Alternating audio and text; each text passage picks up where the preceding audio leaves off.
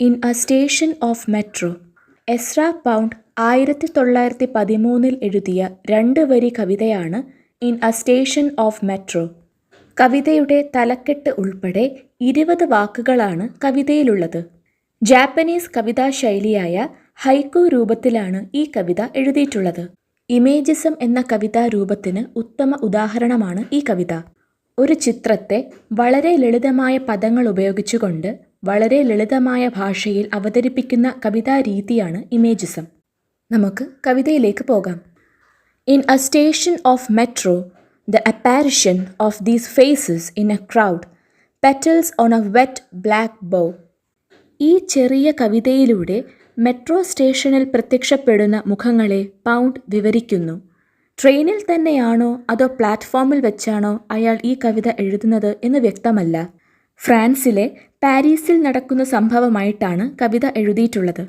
സ്റ്റേഷനിൽ കണ്ട മുഖങ്ങളെ ആൾക്കൂട്ടം എന്ന് വിശേഷിപ്പിക്കുന്നതിലൂടെ സ്റ്റേഷനിൽ നല്ല തിരക്കായിരുന്നു എന്ന് കവി പറയാതെ പറയുന്നു.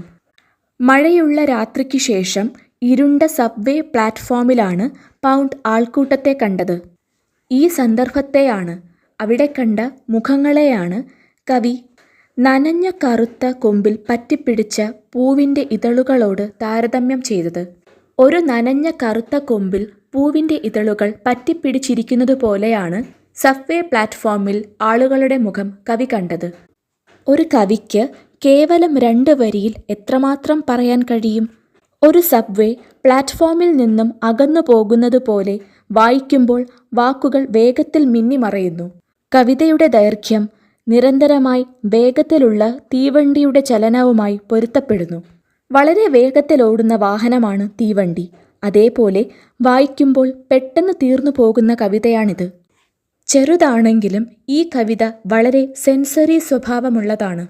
ശാരീരിക ഇന്ദ്രിയങ്ങളുമായി ബന്ധപ്പെട്ടിരിക്കുന്നവയെ അല്ലെങ്കിൽ ഇന്ദ്രിയങ്ങളാൽ മനസ്സിലാക്കാൻ സാധിക്കുന്നവയെയാണ് സെൻസറി എന്ന് പറയുന്നത്. കാരണം കവിത വായിക്കുമ്പോൾ സബ്വേ പ്ലാറ്റ്ഫോമിൽ നമ്മുടെ സാന്നിധ്യം നമുക്ക് സ്വയം മനസ്സിലാക്കുന്നു. കവി വിവരിക്കുന്ന രംഗം നേരിൽ കാണാൻ സാധിക്കുന്നത് പോലുള്ള അനുഭൂതി നമുക്കുണ്ടാകുന്നു. വരികൾ വായിക്കുമ്പോൾ ആ രംഗം സങ്കല്പിക്കാൻ ഈ സെൻസറി സ്വഭാവം വായനക്കാരനെ അനുവദിക്കുന്നു. അവിടെ കണ്ട മുഖങ്ങളെ നനഞ്ഞ കറുത്ത കൊമ്പിലെ ഇതളുകളുമായി കവി താരതമ്യം ചെയ്യുമ്പോൾ വളരെ അല്പനേരത്തേക്കുള്ള കാഴ്ചയാണ് കവി കാണിച്ചു തരുന്നത്.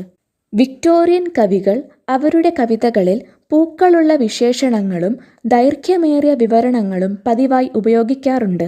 എന്നിരുന്നാലും in A station of A metro എന്ന കവിതയിലേക്ക് പൗണ്ട് ഒരു ആധുനിക അഥവാ മോഡേണിസ്റ്റ് സമീപനമാണ് പ്രയോഗിച്ചത്. കവിതയിലെ വാക്കുകളിലൂടെ താൻ കണ്ട കാഴ്ചയെ വിവരിച്ച രീതികളിലൂടെ താൻ വായനക്കാരിലേക്ക് എത്തിക്കാൻ ശ്രമിച്ച ആശയത്തെ അദ്ദേഹം വിജയകരമായി എത്തിച്ചു. കവിതയിൽ അപ്പാരിഷൻ എന്ന വാക്ക് കവി ഉപയോഗിക്കുന്നു. ആ വാക്കിന് ഭൂതം അഥവാ അല്പനേരത്തേക്ക് മാത്രമുള്ള കാഴ്ചയിൽ നിന്നും മങ്ങിപ്പോയേക്കാവുന്ന ഒരു രൂപത്തെ സൂചിപ്പിക്കുന്നു. സ്റ്റേഷനിൽ സബ്വേ എത്തി അതിൻ്റെ വാതിലുകൾ തുറക്കുമ്പോൾ അവിടെയുള്ള ആൾക്കാരുടെ മുഖങ്ങൾ ഒരു കടൽ പോലെയായിരിക്കാം കവി കണ്ടത്. അത്തരത്തിലുള്ള കാഴ്ച പൗണ്ടിനെ ആശ്ചര്യപ്പെടുത്തുന്നു. ആ കാഴ്ചയോടുള്ള തൻ്റെ ആശ്ചര്യത്തെ സൂചിപ്പിക്കാനാകാം അപ്പാരിഷൻ എന്ന വാക്ക് കവി ഉപയോഗിച്ചത്. ജീവിതത്തിൻ്റെ ദുർബലതയെക്കുറിച്ച് ചിന്തിക്കുന്ന പോലെ അല്പായുസ്സുള്ള ആ കാഴ്ച കവിയെ സങ്കടപ്പെടുത്തി. ഇതളുകളെയും കൊമ്പുകളെയും കവി ആൾക്കൂട്ടവുമായി ബന്ധിപ്പിക്കുന്നു. മനുഷ്യനിർമ്മിതമായ മെട്രോപൊളിറ്റൻ രംഗത്തെ പ്രകൃതിയുമായി ബന്ധിപ്പിക്കുന്നു. ഒരു മെട്രോയിലെ മനുഷ്യരെ പോലെ പൂക്കളും ചില്ലകളും മരങ്ങളും നിരന്തരം ചലിക്കുകയും വളരുകയും ചെയ്യുന്നു. മെട്രോയുടെ വാതിലിലൂടെയുള്ള ആ ഒരു ചെറിയ കാഴ്ച മാത്രമാണ്. വാതിൽ തുറന്നപ്പോഴുള്ള ആ നേരത്ത് മാത്രമാണ് അത്തരത്തിലുള്ള ആൾക്കൂട്ടത്തെ തടിച്ചുകൂടിയ രീതിയിൽ കാണാൻ സാധിക്കുന്നത്. ഇതേ രീതിയിൽ സബ്വേയിൽ പ്രവേശിക്കാൻ നിൽക്കുന്ന ഭാവത്തിൽ സ്റ്റേഷനിൽ നിൽക്കുന്ന പ്രതീതിയുള്ള ആൾക്കൂട്ടത്തെ മറ്റെവിടെയും കാണാൻ സാധിക്കില്ല. സബ്വേയുടെ വാതിൽ തുറന്ന ആ നിമിഷ നേരം മാത്രമേ കവിക്ക് ആ കാഴ്ച കാണാൻ സാധിച്ചുള്ളൂ. അതേപോലെ തന്നെ 2 ഇതളുകൾ ഒരിക്കലും ഒരേപോലെ കാണില്ല. മഴ പെയ്യുകയും പോവുകയും ചെയ്യും. അതേ തുടർന്ന് തണുപ്പുകാലം വരും. പുതിയ പൂക്കൾ പൂക്കുകയും ചെയ്യും. ഓരോ ദിവസവും പുതിയ പൂക്കൾ വരികയാണ്. അതുകൊണ്ടാണ് രണ്ടിതളുകൾ ഒരേപോലെ ഒരിക്കലും ഉണ്ടാവുകയില്ലെന്ന് പറഞ്ഞത്.